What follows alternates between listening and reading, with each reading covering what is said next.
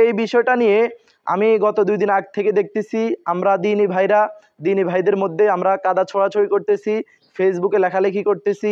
আসসালামু আলাইকুম ওয়া রাহমাতুল্লাহি ওয়া বারাকাতুহু। সম্মানিত আমার দিনী ভাইরা, আশা করছি ভালো আছেন। আলহামদুলিল্লাহ, আজকে অনেক গুরুত্বপূর্ণ একটি বিষয় নিয়ে আপনাদের সামনে সামান্য কিছু কথা বলবো। অবশ্যই আমার দিনী ভাইদেরকে আমি রিকোয়েস্ট করব, সকলেই ভিডিওটি শেষ পর্যন্ত দেখে যাবেন এবং আপনাদের মূল্যবান মতামত কমেন্ট সেকশনে রেখে যাবেন। বিষয়টি হলো, আগামীকালকে হেফাজতের পক্ষ থেকে যেই মহা সমাবেশের ডাক দেওয়া হয়েছে, এই বিষয়কে কেন্দ্র করে গত 2 দিন আগে আমাদের এক দিনী ভাই, হেফাজত সাপোর্ট করেন এক দিনী ভাই, উনি একটা পোস্ট করেছিলেন যে আমাদের পীর সাহেব হুজুর মুফতি রেজাউল করিম হাফিজাহুল্লাহ নাকি হেফাজতের এই দাওয়াত গ্রহণ করেছেন এবং উনি নাকি উপস্থিত থাকবেন বলেছেন। পরবর্তীতে আমাদের ইসলামী আন্দোলন করেন আরও একজন দিনী ভাই, উনি পোস্ট করেছিলেন, বড় মাফের আলেম, উনি পোস্ট করেছিলেন যে হুজুরের আরও একটি প্রোগ্রাম থাকার কারণে হুজুর এখানে উপস্থিত থাকতে পারবেন না, এখানে অর্থাৎ ঢাকার সমাবেশে উপস্থিত থাকতে পারবেন না।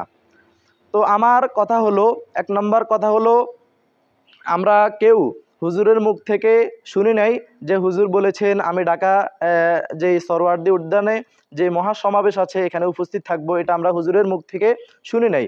আর 2 নম্বর কথা হলো, হুজুরে যদিও বলে থাকেন যে আমি এখানে থাকবো এবং দাওয়াত গ্রহণ করে থাকেন যে আমি ঢাকার সমাবেশে উপস্থিত থাকব, পরবর্তীতে হয়তোবা হুজুরের চিন্তা ভাবনা করে দেখলেন যে আমি যদি ঢাকার সমাবেশে উপস্থিত থাকি তাহলে আমার বিকাল 3টায় যে প্রোগ্রাম আছে পটুয়াখালীতে, ওইখানে আমি অংশগ্রহণ করতে পারবো না।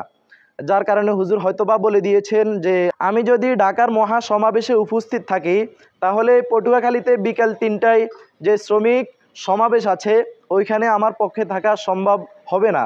যার কারণে হয়তোবা হুজুর চিন্তা ভাবনা করে বলে দিয়েছেন তাদেরকে যে ওইখানে যদি না যেতে পারি তাহলে আমার ওয়াদা ভঙ্গ হয়ে যাবে, ওয়াদার বরখেলাপ হয়ে যাবে, হয়তোবা হুজুর তাদেরকে নক করে জানিয়ে দিয়েছেন।